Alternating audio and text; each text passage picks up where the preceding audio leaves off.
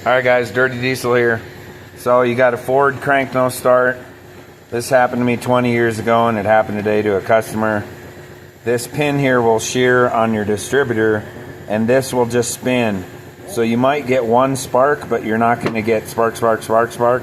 So you turn it over, you get one spark and no more. This is just spinning on this gear and it cannot relate what cylinder it's on, so it will not fire. Alright, that's a Ford 460 and it works for anything else with the distributor also. Hope it helps. Dirty Diesel out.